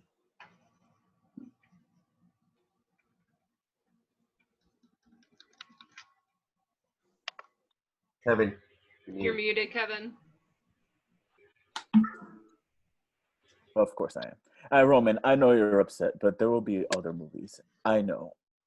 Variety called you a pariah? Well, fuck them. I got a great script on my desk. It's called Tragic Menage a Trois, and it was written by John Sayles. I'm thinking you for director. What? Come in. No, not to you, Roman. Look, I'll talk to you later. Bye. Milton hangs up as Gale, Jennifer, and Dewey barge into his office. You knew Sidney Prescott's mother? Just what the hell do you people think you're doing, barging in here like this? I've got important calls to make. I run this studio. For the question, you knew Sidney's mom? Who? Rena Reynolds. Do you know how many actors have worked for me? Hundreds. Thousands. Nobody said she was an actor. Good twist. What's your point? No point. I'm just going to give Detective Kincaid a call. I remember her. She was a bit player in a couple of my movies. A nobody. So what does it matter? Oh, come on. You've made millions off the story of her murder. You're obsessed with her, and you're obsessed with her daughter. Settle down, Beavis. Why don't you tell us the truth? What the hell are you guys getting at? I make horror films. That's what I do. The studio came to me with Stab. They came to me. Check it out. But you know who she was. When we did the first Stab, I realized I'd known Maureen Prescott before. I mean, as Rena. I couldn't tell anyone. Can you imagine the press? And now? I mean, murder's on your set, and still you say nothing? Get real. That would make me a suspect. Just because you knew her? Yeah. I don't think so. Just what happened to Maureen when she was in Hollywood. Now you listen to me, Lois Lane. Let it go. It's dead and buried. Daddy took old Yeller out behind the barn and shot him in the head a long time ago. Well, how would you like his rotten carcass dug up and drug all over national TV? It was Why in don't the you stop 70s. talking? It was in the 70s. Everything was different. I was well known for my parties. Rena knew what they were. It was for girls like her to meet men who could get them parts if they made the right impression. Nothing happened to her that she didn't invite in one way or another, no matter what she said afterwards. Are you saying she was... I'm saying things got out of hand. Maybe they did take advantage of her. Maybe the sad truth is this is not the city for innocents. No charges were brought. And the bottom line is Rena Reynolds wouldn't play by the rules. You want to get ahead in Hollywood, you got to play the game or go home. What company made these movies again? Anyway, Miramax, enter Detective Weinstein. Kincaid's office day. Kincaid stands at his desk trying to put the pieces of this puzzle together. Sidney is seated beside him, staring at a stack of books on script writing and selling your work in Hollywood. What do you know about trilogies? You mean like movie trilogies? You seem to like movies, Detective. Call me Mark, would you? Because I'm going to keep calling you Sidney. I'll call you Mark when you catch the killer, Detective. All I know about movie trilogies is in the third one, all bets are off. Did you request this case? No, they didn't put me on the want to deal with the business. I grew up here. I know my way around the studios. Must be exciting. Beautiful place, beautiful people. To me, Hollywood is about death. Excuse me? I'm a homicide detective, remember? When you see what I see day in, day out, the violence that people do to each other, you get haunted. I think you know about that. What do you mean? I know what it's like to see ghosts that don't go away. Watching a scary movie in your head, what do you want or not? Watching it alone. Ghosts are tough. You can't shoot ghosts. And arrest them. The best way to stop being haunted is to be with people. You're here. You're not hiding. You've done the right thing this past time. What did you know about your mother? I used to think I had the perfect mom, perfect family, till I found out that I was wrong. She had a secret life, and I tried to understand that, and as soon as I thought I had more secrets, I don't know who my mom was. Sometimes I feel like I'm just learning about my mother for the first time. You know, with TV and those movies and whatnot. God, sometimes I feel like I'm just learning about myself for the first time. Like I'm watching my life instead of living in it. Here's the deal. I'm off to search the soundstage. That's good news. How is that good news? Because that means that we're dealing with an ordinary flesh and blood killer, and I know how to handle guys like that. Oh yeah? How? Catch him, kill him. Aww. Kincaid readies himself to leave. He snags up his holstered gun, his car keys, jacket. Hey, detective. What's your favorite scary movie? Detective Kincaid pauses. He leans over Sidney's chair, his penetrating eyes glaring right into hers. My life. Kincaid exits, door slamming shut behind him. A beat, and then... Mine too. Interior reception area, Milton's office, sunset. Milton steps out of his office into his reception area. Secretary's gone for the night. Milton starts out of the office and disappears. Close on a coat closet, the door creaks open. Gale, Jennifer, and Dewey emerge from the darkness, and Jennifer is gagging. Oh God, Gale, Dewey was right. Stop getting so nervous and you might stop making me gag. Shut up! Jennifer's quiet. I think Milton's the killer. I think he just went out to kill another cast member. Milton's not a killer. He's a pervert. He probably went out to buy more KY jelly for his jack-off parties with his two best friends. Rob Reiner and Quentin Tarantino? Oh. Do you get any of my witty humor? I mean, you did play me in 3 movies. His 2 hands, dingus. Ladies.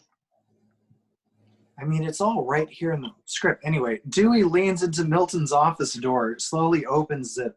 Darkness spills out. The 3 disappear inside it. Interior, hallway, building, night. Milton's walking down the hallway. It's dark, desolate. Camera tracks along the paisley velvet carpet as a phone rings off screen. It's Milton's cell. He answers it, pushing the elevator up button anxiously. John Milton. Want to play a game? Who is this? You tell me. You bankrolled 3 movies about me. It's you. The saboteur who's been fucking up my movie. I swear to God, if you don't stop, I'll find you and have you killed. I shut down production on that piece of shit Stab 3. We had a no-talent director and the lousiest Sidney Prescott on the planet, but that was beside the point. You still killed my movie, a John Milton film, and if you ever try and cross me again, you'll be sorry. My next movie is going to be a grandiose step up from the slasher shit. It's a film written and directed by John Sayles. Milton's going rapid fire. Oh, poor John. There's not going to be another film. Well, at least not for you. The elevator door opens with a ping, a flash of silver, and in an instant, John's throat is slashed open, spilling blood. His corpse thuds to the ground. A pair of gloved hands drag him into the elevator. A moment's pause, and then the ghost storms out, disappearing down the hall. The elevator doors close on Milton's corpse. Interior Milton's office night. Gale's trying to get a locked drawer on Milton's desk open. It won't budge. Dewey steps into frame, flashlight in hand. He shines the light down on the lock. Hold on, Gale. I'm a pro at this. Dewey leans in, bumping his head with Gale's. Oh, Dewey, I'm sorry. The 2 look at each other and smile. Dewey laughs sweetly. Gale reaches up, rubs his head. Here, let me. Jennifer chimes in, clearly annoyed. Excuse me, Gale. What the hell do you think you're doing? Gale and Dewey can't help gazing into each other's eyes. In an instant, it almost seems as if the long-lost love has been sparked back to life. Let's get this drawer open. If it's locked, there must be something inside he's trying to hide. Dewey takes the butt of the flashlight, brings it down hard on the locked drawer. The lock smashed off. Shit, that's gonna leave a mark. Gale slides open the drawer, reaches in. She pulls up a manila folder. Dewey shines the light on the folder as Gale opens it up and reads what's inside. What would you find? Gale's eyes widen. Paternity test results. Christ, Dewey, you're never gonna believe who Milton's kid is. Who is it? Guys, I got a bad feeling. Not now! Guys, there's someone else in the fucking room. Huh? Dewey and Gale look up and scream as the ghost rushes out of the shadows. Jennifer bolts for the door, and the ghost jams his knife in her back. She lets out a blood-curdling death scream, drops to the floor motionless. Gale and Dewey share a terrified scream. The killer wipes his blade clean and lunges for them. Gale, run! Dewey jumps in the killer's path. The killer winds back, cracks the base of the knife across Dewey's skull. Dewey drops to the floor, unmoving. Dewey! Clang! The killer's blade glistens in the moonlight. He charges for Gale. Gale screams, races out of the office door, slamming it closed on the killer, sending him flying onto his back. Interior hallway, office's night. Gale races down the hallway, frantically trying every door she passes, all of them locked. She reaches the elevator, hits the down button. The door opens with a ping. Gale unleashes a horrendous scream as Milton has been strung up from the ceiling ventilation duct, gutted from top to gullet. His entrails lie in steaming heaps at his feet. Gale staggers away from the elevator, speechless. She screams again. Her ghostly attacker is coming straight for her. Gale fakes out the killer, dives into the elevator. He runs ahead, briefly giving Gale enough time to trip him, sending him landing flat on his face. Gale races out of the elevator, doubles back down the hallway towards a door marked stairs. She bolts through the door. Interior, stairway, office's night. Gale races down the stairs, nearly tripping and falling. She races out onto the ground floor. Exterior, sunrise studio lot, night. Gale races out of the office building. A car horn blares and she screams. Kincaid jams on his brakes, gets out of his car. He draws up his gun. Jesus, Gale. What happened? He killed Milton! The killer's inside there! Oh God! Dewey's in there too! He needs medical help! He's hurt! All right, calm down. I'm going to radio in for backup right now. Not so fast. We're not finished. Kincaid spins around. Gale screams. The ghost comes charging out of nowhere, slashes open Kincaid's throat, stabs him in the chest. Kincaid drops onto the hood of his car, dead. Gale pauses. She's screaming hysterically. The killer raises the knife menacingly. I wouldn't run if I were you, Gale. It's only going to end up with you getting skewered like a fucking pig. I need you. Awfully late time to be doing an interview. I need you as bait for Sidney. Gale closes her eyes, cries as the killer stalks toward her. Interior Detective Kincaid's office night. Sidney sits in Kincaid's office, slipping through the folder marked Sidney Prescott. It's loaded with newspaper articles and police reports, and it's basically a scrapbook of obsession. Sidney smirks. Kincaid has drawn little magic marker hearts around a picture of her. She's awakened from her daydream. The phone rings. Sid answers it. Hello? Hello? Who is this? Who is this? Who's calling? Who's calling? Gale, Dewey, whoever, call me back. I can only hear myself. I only hear you too, Sidney. Who is this? The question isn't who I am. The question is who's with me. Sidney, stay away! Sid's face floods with fear. She rushes towards the office door when suddenly the voice draws her back, angrily and cautioning. Don't do it. If you do one thing to attract attention, one thing, I'll kill them both. Now, do you have somewhere we can be alone? Yes. Go there. Sidney stands up, goes into an inner office, Wallace's. Always hard friends with you, Sidney. When you're friends with Sidney, you die. Well, these friends don't have to, Sidney. It's up to you. How do I know their voices are Are real? How do you know you're not hearing things? How do you know I'm not someone in your head? Somewhere you know. Oh, don't come here, Sidney. We hear the killers haul back and hit Dewey hard. Dewey, no! Or do you? You're dead. I don't want them, I want you. It's simple. You shoot yourself, they survive. You run, they die. Oh God, oh God! Don't you want to know, Sidney? Don't you want to know who killed her? Don't you want to know who killed your mother? You got one or two? Have you seen Kincaid? I'll take it. Okay. No, but Wallace is around. Where? She'd have been so happy, Sidney, to know we'd be together. Where? I'll call you when you're on your way. Click. The killer hangs up. Sidney breaks down crying. Fuck! Wallace keys rest on his desk. Sid ponders, takes them. She stands up when something inside her makes her open Wallace's drawer and dig around. She pulls up a fully loaded handgun. That's the ticket. She closes the drawer, slinks out the side exit. Interior Wallace's car at night. Sid speeds through rain-slick streets. Her cellular rings. Hello? Yeah? You follow directions good. Now let's wrap this production. Go to the Sunrise Studio backlot. I'll call you when you get there. Click. The killer hangs up. Exterior Sunrise Studio lot, night. Sid parks Wallace's car alongside the studio gates. She gets out, stands on the hood of the car, begins to scale the wrought iron fence.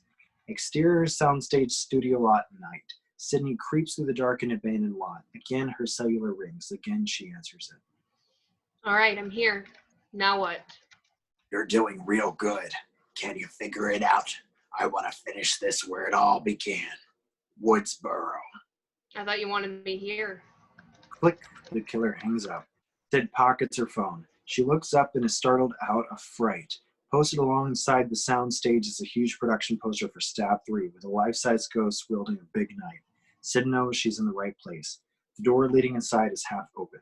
Sid taps the holstered gun, slowly steps into the darkness.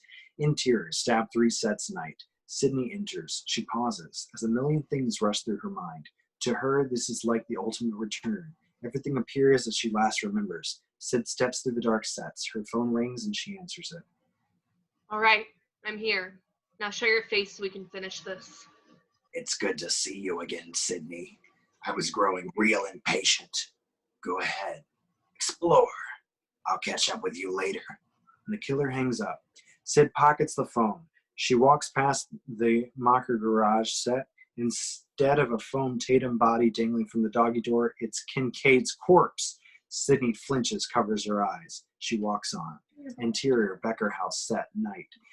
Sid steps through the living room of the Becker set. It mirrors the house perfectly. Everything from the shattered patio door to the burnt Jiffy Pop is there. Sid's phone rings and she answers it. Yeah? Help me, Sid. The killer's got me. Dewey, oh my God, where are you? Sid, I can see you. Where are you, Dewey?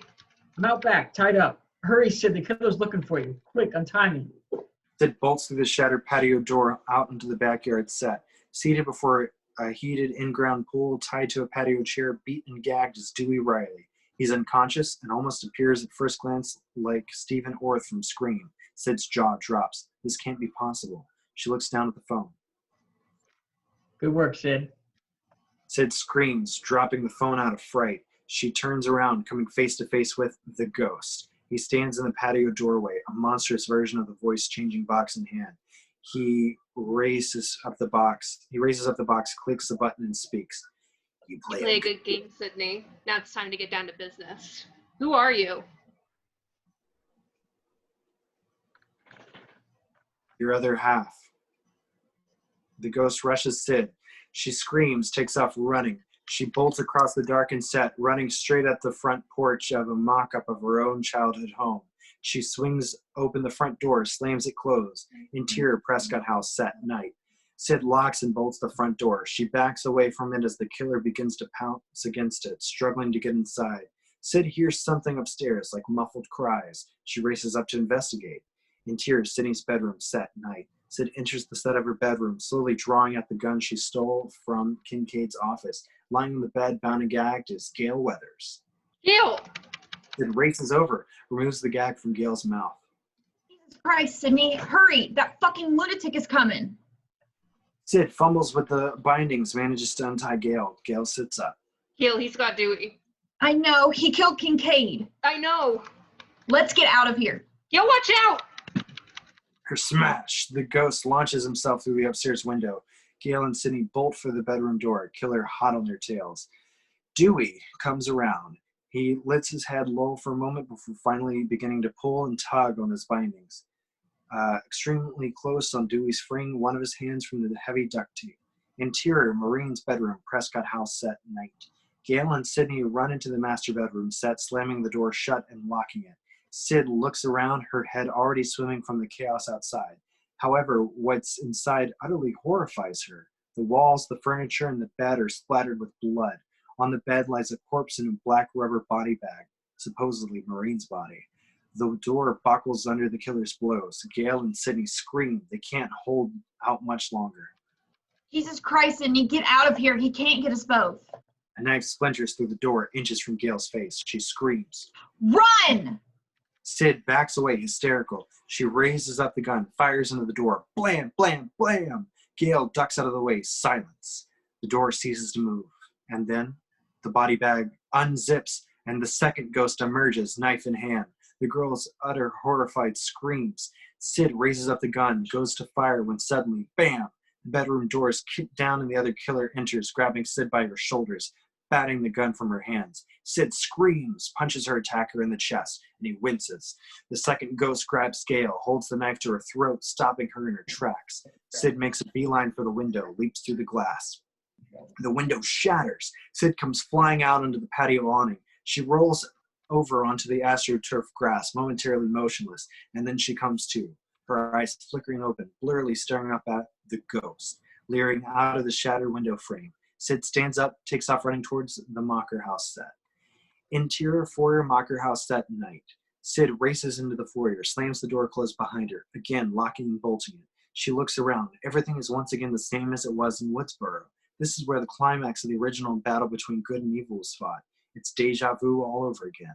There's footsteps off screen. Sidney? Sidney turns around. Dewey staggers through the living room doorway, gun in hand. Dewey, Sidney embraces Dewey. where's Gale? Oh, sorry, that was you. They've got her. I want you to stay here. I'll be right back. I'm going to let them get Gale. Dewey unlocks the front door, swings it open. Standing across the set is the ghost, knife raised. Hold it right there, you fucker. Dewey goes to fire. Click, click, click. Out of bullets. The ghost winds back, launches the knife. It swirls through space before embedding into Dewey's arm, launching him back through the doorway. Sidney screams. Dewey's unconscious again. The ghost races for the open door. Sid screams, kicks it closed, locking and bolting it again. A crash off-screen. Sid turns around. A body rolls down the staircase, covered in blood. It comes to a halt at Sidney's feet, an unmoving, rumpled figure. It's Angelina Tyler. She's been brutally stabbed. Oh, God. But Angelina's eyes open, a sick, rigged smile forming on her lips. She pulls out a gun, aims it at Sidney's face. Time to sort things out. What do you say? Interior Mocker living room set, night. Angelina walks Sidney into the living room at gunpoint. Gale's been handcuffed and tossed onto the couch. On the TV, home video footage of Maureen Prescott plays. It's you? All this is because of you? No, not all of it. Sid, someone really wants to meet you. Sid tries to run. Angelina trains the gun on her, causing her to stop in her tracks. Sid, you're not gonna run off. Not now. You're not going anywhere, Sidney. It's time you came to terms with me and with Mother. Maybe you never knew her at all, Sid. Maybe you can't get past the surface of things. The ghost enters frame, ripping open his costume to reveal a Kevlar bulletproof vest. Who the hell are you? The other half of you.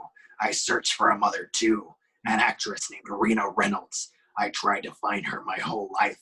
And 4 years ago, I actually tracked her down, knocked on her door, thinking she'd welcome me back with open arms. But she had a new life and a new name, Maureen Prescott. You were the only child she claimed, Sidney. She shut me out in the cold forever. Her own son. The ghost rips off his mask. It's Roman. Sidney's deathly quiet. Roman Bridger, director and brother. She slammed the door in my face, Sid. Said I was Rena's child and Rena was dead. And it struck me, what a good idea. So I watched her. Made a little home movie, a little family film. Seems Maureen, Mom, well, she really got around. I mean, Cotton Weary was one thing. Everybody knew about that, but Billy's father, that was the key. Your boyfriend didn't like seeing his daddy in my movies. Didn't like it at all. And once I supplied the motive, all the kid needed was a few pointers. Have a partner to sell out in case you get caught, find someone to frame. It was like making one of them. Yeah, it was like we were making a movie. All the nightmares, all the hell I went through was because of you, you spineless bastard. I'm a director, Sid. I direct. For example, Angelina over here. She's my partner. I can convince her to do anything. We've been dating since I met her in Woodsboro. Oh my god. Angie Crick from English class. That's me, Sid. I always idolized you. You were always my hero. That's why I'm here, Sidney. I wanted to make you proud. And I kind of keep her around because it's a bit of a turn on. You know, in the movie, she's you, Sid. So every time I jump her bones, I'm doing you, technically. Listen, I have no time for this. I've heard this shit before, so let's just get on with it. Wait a second, Sid. Don't you go jumping the gun. You haven't seen the best part. With the aid of the computer revolution of Y2K, I've been able to steal your voice. Ain't it cool? Listen to what the police are going to find next to your lifeless, mutilated body. I can't take it anymore. This Hollywood exploitation of the nightmare I lived has to be stopped. I did this to make you all repent for your sins, and now I'm pleased I've got my message across. Goodbye. Awesome. Sid squirms. What'd I tell you? Did you know that John Milton was my daddy? Yeah, he's the one who fucked Mommy Dearest in the long run. His parties, his flings, exploited the Hollywood nobody. So I had to make him pay. Daddy Dearest is dead. Mommy's dead. Looks like I'm an orphan all alone in the world. What a good reason to stab myself. Roman stabs himself in the arm. He screams, goes staggering back into Angelina's arms. See, Sidney, an amateur's Billy and Stu, where they laid the groundwork for this. See, Sidney, they also set the stage for you. Introducing the world to Sidney, the victim. Sidney, the survivor. Sidney, the star. Roman continues stabbing himself in the shoulder, in the side, in the leg. Bleeding and hazed, he hands the gorgeous knife to Angelina. See, Sid, now comes the part where we get away with it. Part where we win. Because let's face it, Sid, in this world, the bad guys win. Roman, knock it off. Do you even know why you kill people? You kill people because you choose to, and not because of any other fucking reason. Roman, make her stop! Make her stop, baby. She's freaking out. God damn it, Sidney. Roman lunges at Sidney. Sid screams, takes off through the kitchen. Gale rolls herself off the couch. Angelina runs over and kicks her in the ribs. Big bitch. Don't ever use prop cuffs to restrain Gale Weathers. Gale pops off the handcuffs. I know all the tricks. Gale barrels into Angelina, tackling her into the coffee table before she has a chance to move. Angelina struggles to raise her knife. Meanwhile, Roman chases Sid into the foyer. She races past the spot where Dewey fell earlier. He's gone. Roman jumps at her. Sid disappears into another room, and the chase continues. Gale and Angelina continue the fight. Gale slamming Angelina's head against the hardwood floor. Angelina swipes, slashing Gale along the side deeply. Gale screams, begins to crawl away. She kicks Angelina in the face. Angelina drops the knife. Gale stands up, begins, and backs away. Sidney, comes rounding into the foyer again. Roman's right behind her, and suddenly, wham, the laundry room door swings open and the ghost emerges, knife in hand. He bears the knife deep in Roman's chest, sending him flying backwards. Sidney screams. The ghost stops in his track, pulling off his mask. It's only Dewey. He can barely stand up. He's bleeding profusely from his wounds. Dewey and Sid embraced. Dewey, my God, I thought you were dead. Don't worry, Sid. I'd never leave you like that. Screaming off screen. Dewey, it's Gale. Sidney and Dewey race into the living room. Gale's got Angelina in a headlock right beneath the TV unit. This is for the start of my Neverhead, bitch! Gale leaps up. She pushes the TV set down onto Angelina's head. Angelina screams, her body trembling from the electric shocks and high voltage.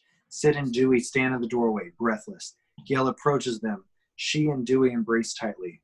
Angelina's twitching corpse goes limp. Sidney spots a gun on the mantel. She grabs it, cocks it. Foyer. The three survivors step into the foyer. Sid looks down at Roman's corpse. Watch out, Sid. Randy said the killer always superhuman. He wasn't superhuman, Dewey. He wasn't superhuman at all. Then a horrifying scream rips through the air. Angelina comes racing out of the living room, face a blackened Kentucky Fried mess. Everyone screams, one epic last scream. Sidney raises up the gun, fires, hitting Angelina dead center between the eyes, sending a splash of blood and brain matter onto the wall behind her. Whoa, holy shit, is this gonna make a good book? Sid turns to Roman's lifeless body.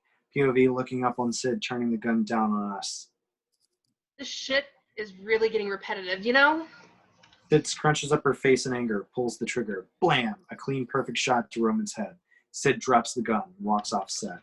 Exterior, Sunrise Studios the next morning. The police, fire, and EMTs are all on the scene of the crime. Dewey's wheeled out of the studio on a stretcher, loaded into an ambulance. Interior ambulance, Gale's right beside him on a stretcher. She leans over and takes his hand. Gale, I know this is a bad time and all, but what if we try it out again? The whole relationship thing. Sure, why not? You did save my life, Mr. Riley. Dewey smiles and the two kiss feverishly. Wallace exits his car. He surveys the damage. Sid passes him. Jesus Christ, what happened? I leave you for 2 seconds to take my kid to the doctor. I come back and it's the fucking Wild Bunch. It's just something that's been itching to be completed for the past 4 years. I guess so. Take care, detective. Give my regard to the wife and kids. Wallace nods as thanks to Sidney, walks off through the studio gates, the sun rising overhead. As calm and casually as if nothing's happened. Slowly, we crane up to an aerial looking down upon Hollywood. Another day is beginning, and this is the perfect end for a trilogy. Cut to black, the end. Yay. Alexis, this was not Scream 3. Everything This was was not So Scream 3 at all. different. everything. I think the only thing that stayed the same was like Jess's bathroom scene when she meets Angelina for the first time, and then how Sarah Darling's scene was when she called Roman. Like Yeah. everything else was fucking. The killers kind of different. Like who died was complete. Like it was just a. Tyson didn't We die at the never saw Hollywood Tyson sign. again after Yeah. the makeup What the test. fuck? Tyson would just dipped. He's just like, bye. Tyson dipped. Kincaid got his throat slashed. We never Yep. went to the mansion. Yeah. Milton. Yeah. Milton wasn't killed No. in Scream 3 either. Like this was Well, just. Milton was killed, but it was in the house. Yeah, It it was like in when he his- revealed, yeah. like, oh, like he like fucked our mom up, and he's like, I'll give you whatever movie you want, like Final Cut. And he's like, I have it, and then like he kills That's him. right, but And that's right. clearly, he wasn't killed at the office. like Ben is For sure. literally someone else because Cotton is mentioned later, and there is no business card that's saying "suck my cock" or anything like that. Like, and the fact that like Roman wants to act like he's fucking Sidney, her Yeah, that's also royally not a sad. thing. Oh, the explosion didn't happen either. The gas thing. The Yep. gas explosion, yeah, because that's when Tom dies. Yeah.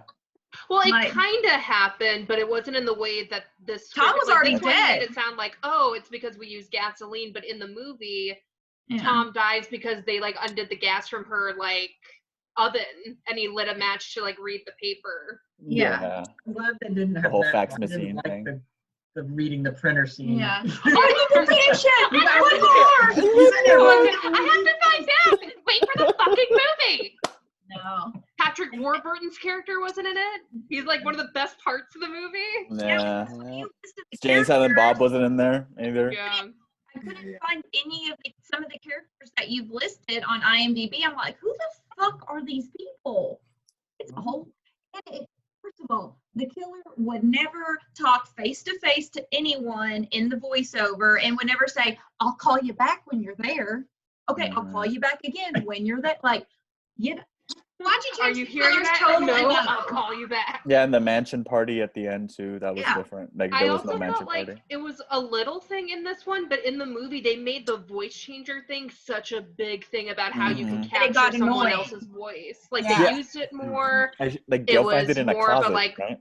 Yeah. Yeah. Well, even they like combined some characters because Bianca and Cathy were the same character in the movie, but they're different characters on this. Because I was like waiting for Carrie Fisher to come back, and I was gonna put my buns on, Aww. but I was like, "Wait, this is Bianca." Oh fuck, I missed this. I should. Yeah, the whole Star Wars reference wasn't in the Yeah. script Yeah. either. Right. Who did a person write this script? Because the killer just talking like him and I would be talking, but like that would never fucking happen. Yeah, this was a different writer. Well, and this one was also, I think, just the second draft of the script, so there was probably like rewrites beforehand too. Yeah. And Angelina like Yeah. got killed at the party, and she admits that like she had sex with Milton or whatever to get Yeah. his heart. Yeah, Oh, right yeah. before she gets stabbed. I did And, not fuck that pig Milton to die with second-rate actors like you. Yep. And then she And- died immediately after. The whole Get down. opening scene for this Yeah. script, it was way too much like the opening of Scream 2 at the movie theater. Come on, they fucking already did that. There were a couple Kinda, of things yeah. that felt like the other movies. Yeah. I showed This them was before. bizarre, but it was so funny. That was fun. That was fun. I wish I had more banter because there was definitely more conversations we had in Scream. Yeah. 2. But Well, that's what it's for. So this made us giggle, and I think that was maybe the whole point to this script. Maybe it was. I texted you that, but like I was like, it's the Snyder cut of Scream 3. It's just fucking different. yeah, me and her were going back and forth like this is not like everything is so No. different. And I was like, Alexis is probably like, what the fuck is this shit? Maureen is not a ghost. She never was a ghost in this. Yeah. So it's just a whole thing.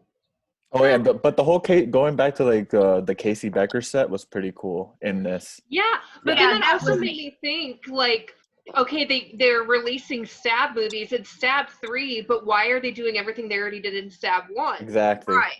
That was the thing that was a little confusing. But I feel like the mansion set was like a fun like final piece because it's where all the bad stuff happened. But I think Yeah. it would have been cooler taking it back to Woodsboro if you think it's the last one. Yeah. That would have been cool. Yeah. And nobody cast, like, didn't everyone notice, like, I've just noticed now, like, no one ever cast Tatum in the movie. Like, was Tatum even a thing in Stab? This is like- Well, because I was trying to remember. They wrote an original script for the third Stab because at this point there hasn't been a third set of killings. So that's the Hmm. yeah. That's why like Gale Weathers dies in this one. Like it's all an original story. Yeah. And we know who everyone else is portraying, but who the fuck is Sarah supposed to be portraying? Sarah Darling. Because she answers the phone naked in the Candy. shower. She's supposed to be the opening scene person. Because who's Candy? The only thing I can think of is that maybe it was supposed to be Casey, and they were just sexualizing it more. So not Possibly, Heather Graham. because Christine in the beginning was supposed to portray Cece, but Christine was never in the Stab movies in the actual Scream 3. Yeah, that's what. But it was also, it said like Return to Woodsboro. The only thing I could think of them trying to explain it that they didn't explain very well is that maybe all of those sets were like, oh, they're for flashback scenes. Yeah. Yeah. But they seemed very They did involved say for that in Scream flashback 3. scenes. But they seemed really that. involved for flashbacks. Yeah. Yeah. Well, I mean, but they Yeah. also said that there was going to be flashbacks, and it made it sound like one of the flashbacks they walked into was Maureen's crime scene. Right. That one would make sense. to that have was in set Scream up. 3. Yeah, so that Yeah. one makes sense to have set up in the. Yeah. They do that little Because Halloween thing someone with the did bed get sheet. up in the body bag.